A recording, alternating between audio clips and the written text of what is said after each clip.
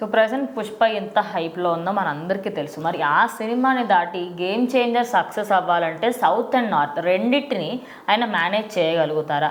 అదే కాకుండా ఈ సినిమాకి సంబంధించి దేవరా కూడా సింగిల్గానే వచ్చారు, మరి ఆయన కొట్టలేంది గేమ్ చేంజర్ ఎలా కొడుతుందని నమ్ముతున్నారంటే ఫ్యాన్స్ అడుగుతున్నారు. అంటే ఫస్ట్ థింగ్ అసలు మనం ఏ సినిమాని కూడా పుష్ప 2తో కంపేర్ చేసుకోకూడదు. ఎందుకంటే అది మినిమం సెన్స్. అది అంటే ఎందుకు చేయకూడదు అంటే ఒక సినిమా సూపర్ హిట్ అయిన దానికి ఆల్రెడీ చూసి సూపర్ హిట్ చేశారు జనం, దానికోసం సెకండ్ పార్ట్ కోసం వెయిట్ చేశారు, ఆటోమేటిక్గా చూస్తారు.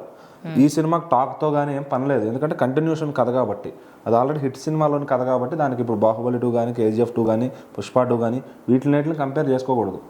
సో అట్లా చేసుకున్నప్పుడు పుష్ప 2ని మీరు బాహుబలి 2నే కంపేర్ చేసుకోవాలి ఖచ్చితంగా. సో అది పోటీ ఆల్రెడీ జరుగుతున్నాయి దేశంలో. ఓకే, పుష్ప బాగా వెళ్తుంది కాదంట్లా, బట్ ఇప్పుడు దేవరా గేమ్ చేంజర్ అనేవి సోలో మూవీస్. మీరు కాంపిటీషన్ పెడితే ఆ రెండింటికి పెట్టాలి. ఆ రెండింటికి పెట్టాల్సి వచ్చినప్పుడు ఖచ్చితంగా సౌత్ అండ్ నార్త్ ఎక్కడైనా కూడా రామ్ చరణ్ గారిది ఒక మెట్టు ఎక్కువ ఉంటుంది బాక్స్ ఆఫీస్. ఎందుకంటే ఇప్పుడు NTR గారిది APTSలో బలం ఎంత ఉందని తెలుసు. ఓకే, చూశారు, బాగుంది, బాగా ఆడింది. హిందీలోకి వచ్చేసరికి 70 కోట్ల దగ్గర ఆగిపోయింది, 75 కోట్ల దగ్గర. సో మరి పుష్ప 2 చూసుకుంటే 750 వెళ్ళిపోయినట్టుంది హిందీలోనే. మరి ఆ రేంజ్ ఉన్నప్పుడు ఖచ్చితంగా మరి దేవరాకి ఓన్లీ గేమ్ చేంజర్కి ఓన్లీ దేవరా మాత్రమే టార్గెట్ తప్ప పుష్ప 2 అనేది టార్గెట్ కాదు. ఎందుకంటే ఇప్పుడు గేమ్ చేంజర్ ఎంత హిట్ అయినా ఇప్పుడు దేవరా మీద ఒక 40-50 కోట్లు ఎక్కువ వస్తుందని ఎక్స్పెక్ట్ చేస్తారు అంతే తప్ప పుష్ప 2కి ఎవరో టార్గెట్ పెట్టరు, బాహుబలి 2కి ఎవరో టార్గెట్ పెట్టరు. పార్ట్ 1 ఏవైతే హైయెస్ట్ ఉన్నాయో గేమ్ చేంజర్ వాటిని కొడితే చాలు. అలా చూసుకున్నప్పుడు ప్రభాస్ గారి సినిమాలు ఉన్నాయి ఇంకా చాలా, ఆల్రెడీ 100 కోట్లు దాటిని ఉన్నాయి ప్రభాస్ గారి, సలార్, కల్కి, వాటిని టార్గెట్ పెట్టుకుంటుంది గేమ్ చేంజర్. దేవరా అనేది ఎందుకో హిందీలో కొంచెం చేయలేకపోయింది మరి. సో ఆ కథ వాళ్ళకి నచ్చలేదో, వాళ్ళకి కనెక్ట్ అవ్వలేదో తెలియదు. కానీ మరి దాని పార్ట్ 2 కోసం దాని రియాక్షన్ ఎలా ఉంటుందో, మరి దానికి ఏ రేంజ్లో ప్రమోషన్ చేస్తారో తెలియదు. సో ఖచ్చితంగా యాజ్ ఆఫ్ నౌ దేవరాని అయితే ఖచ్చితంగా దాటుతుంది. 550 కోట్లు కొట్టిన దేవరాని ఇది ఈజీగా ఇంకో 200-300 కోట్ల పైన ఇంకా ఎక్కువ చేస్తుంది గేమ్ చేంజర్. తెలుగు అసలు APTSలో అయితే డౌటే పడక్కర్లేదు, ఎందుకంటే రాయలసీమ అంతా క్లీన్ స్వీప్, ఎన్ని రికార్డులు ఉన్నా ఎగ్జిస్టెడ్ అన్నీ కొట్టేస్తారు. ఏది దేవరాకి వచ్చిన రేటు కూడా దీనికి రావాలి ఖచ్చితంగా. దిల్ రాజు గారు ఏం తక్కువ కాదు, ఖచ్చితంగా ఆయన రేట్లు పడతారు. అట్లాగే శంకర్ గారు కంబ్యాక్ చూడబోతున్నాం. కొరటాల శివ గారు అనే ఆయన నార్త్ వాళ్ళకి ఎక్కువ తెలియదు ఆయన సినిమాలు. శంకర్ గారు ఏంటంటే దీనికి ఇప్పుడు తమిళ నుంచి కూడా కొంచెం ప్లస్ అవుతుంది శంకర్ గారి వల్ల.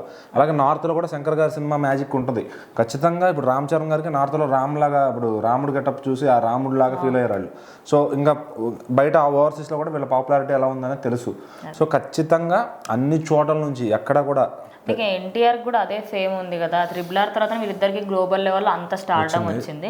బట్ NTRది సక్సెస్ గాంది రామ్ చరణ్ ఎట్లా అవుతుందని నమ్మొచ్చు అంటున్నారు. అదే ఇప్పుడు NTR గారు ఒక మెట్టు ట్రై చేశారు, కొరటాల శివ గారితో అంత దూరం వెళ్ళారు. ఆయన కూడా ఇప్పుడు రేపు ఆయన ప్రశాంత్ నీల్తో చేస్తున్నారు, దానికి వేరే మార్కెట్ ఉంటుంది. కర్ణాటక నుంచి, తమిళ నుంచి, హిందీ నుంచి, డైరెక్టర్ సైడ్ నుంచి కూడా ఉంటుంది. ఇప్పుడు NTR 31 అనేది దగ్గర 800 కోట్ల పైన చేయొచ్చేమో రన్నింగ్లో ఫస్ట్ పార్ట్. దానికి ఎన్ని పార్ట్స్, 1 పార్ట్ 2 పార్ట్ తెలియదు. ఇది ప్రస్తుతానికి గేమ్ చేంజర్ కూడా ఒక పార్టే, దానికి సెకండ్ పార్ట్ ఉందా లేదా అని సినిమా చూస్తే తెలుస్తుంది. సో ఖచ్చితంగా శంకర్ గారి మార్క్ కూడా తమిళనాడు వాళ్ళకి నచ్చుతుంది ఈ సినిమా. వాళ్ళకి కానీ నచ్చితే అటు నుంచి కూడా ఒక మంచి బెనిఫిట్ అయ్యే ఛాన్స్ ఉంది. సో ఆ కలెక్షన్స్ కూడా క్యాలిక్యులేట్ చేసుకుంటే ఖచ్చితంగా దేవరాన్ అయితే దాటుతుంది. నెక్స్ట్ టార్గెట్ సలార్ ఉంటుంది, దాని తర్వాత కల్కి ఉంటుంది. అంటే స్టెప్ బై స్టెప్ 550 దాటాలి, సలార్ 800 దాటాలి, కల్కి 1000 దాటాలి. అవన్నీ దాటగలిగితే రామ్ చరణ్ గారు ఇంకా యునానిమస్ అన్నట్టు అది.